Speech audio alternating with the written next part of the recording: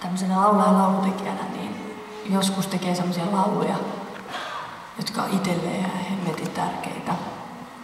Sen takia, että mä olin Heinolassa viime kesänä kas kummaa erään miehen kesäteatterissa.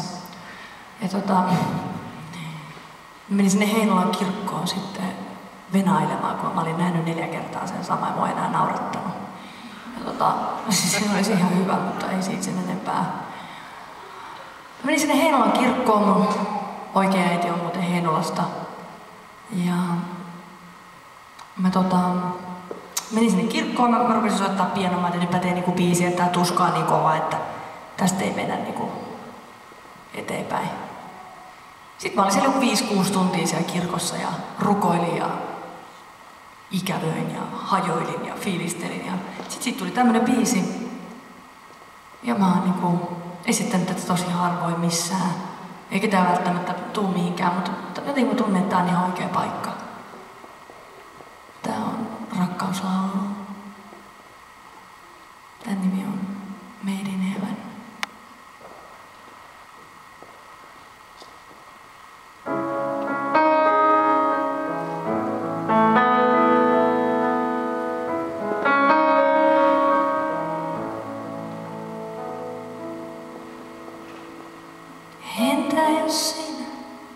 Entä jos sinä et jaksakaan?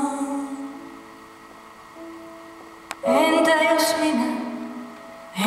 jos minä en uskokaan? Oisinpa sokea, etten näkisi sua liian oikein. Roska silmässä varmaan mulkisin harhaan sen helpompaa.